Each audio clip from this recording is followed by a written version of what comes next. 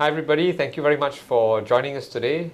Jonathan Hung here from the Singapore Space and Technology Limited. Today we are very honoured to have the CEO of JSAT, Mr. Yuichi Yukinura, and today we will be asking him a couple of questions with regards to JSAT's business, strategies moving forward, and how he sees the business overall. Thank you very much, Jonathan. It is a great pleasure for me and also a great honor to have this kind of opportunity. Thank you very much. Oh, thank you. A pleasure is ours. So, Yunikura-san, let me ask you, JSAT is today one of the largest SATCOM operator in Asia Pacific, an established business around the world. Could we get a sense of the current operating environment of JSAT? Maybe I'd like to explain a little bit history of Sky Perfect JSAT. We are the first Japanese private company launched the satellite on 1989. Then after that, we launched more than 30 satellites till now. Then at this moment, 16 satellites is under the operation. And our main business consists of two business segments. One is the so-called media segment. This is a broadcasting and streaming business. And the second part is that so-called space, the business segment. This is own and operate broadcasting satellite and communication satellite. However, in order to diversify our business, we are now enter into the next the business model. That is own and operate data gathering satellite and other satellite for SSA and so forth. This is a current business model of Sky Perfect JSAT. No, thank you very much. Is the Asia Pacific market poised to grow for you? And perhaps maybe you can share a little bit on one or two of your key strategies in this. Okay. As you know, the Japanese market is shrinking. So in order to grow our basic earnings, obviously we have to deeply enter into the Asian market. For that, not only for broadcasting business, but also the communication, the satellite business, and as I mentioned, SSA or data gathering business. So I know that several countries, they now show the interest to try to own and operate their own satellite for communication purpose, maybe broadcasting and data collection service.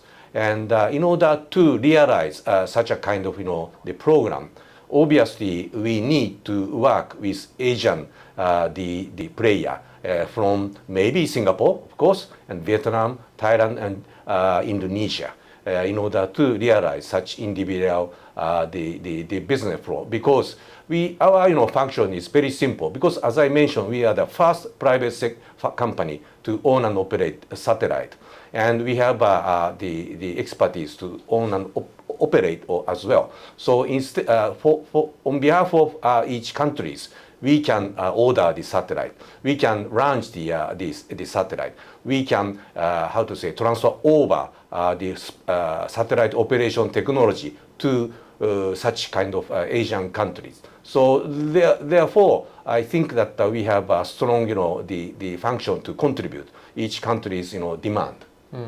No, Yunikura-san, I think you touched on a lot of key areas of growth, I think, in Asia Pacific. And I think one of the areas I wanted to also touch on is how you view sustainability across the space sector. The sustainability is concerned is that of course there's a kind of technology risk and huge capital expenditure is required. However, if compared with 50 years ago, now technology rapidly changing, rapidly become reliable and competitive. Therefore, once we can form the appropriate partnership using proven right technology, we can make a very stable the business scenario, and such kind of service can stable service to each the countries and market.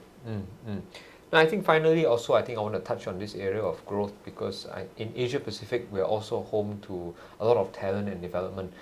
Our education training arm, Space Faculty, has started to embark on programs with JSAT. We are trying to see how we can level up and upskill our talent. In this respect, what is your view on how Space Faculty and JSAT can do more on the education front? We already are involved in UNESCO program. We provided education service in Cambodia. But in addition to that, in order to fulfill the requirement of the country, as I mentioned, our expertise is space, especially own and operate the satellite. Therefore, maybe together with the Jonathan's organization, we can accept the lots of potential the people who can contribute to the space industry, owning and operation of the satellite. We can educate them at their site. Also, we can accept delegation to our the satellite control center in Japan.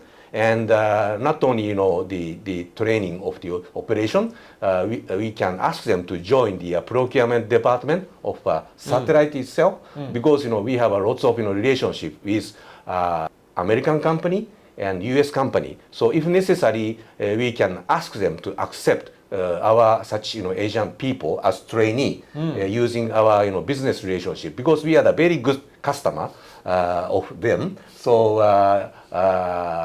lots of US the key industrial player may reply on our expectation. So I want to use such a kind of connection, then try to contribute growth of the talent of the Asian people in this field. Yonikura-san, I'm sure they will reply.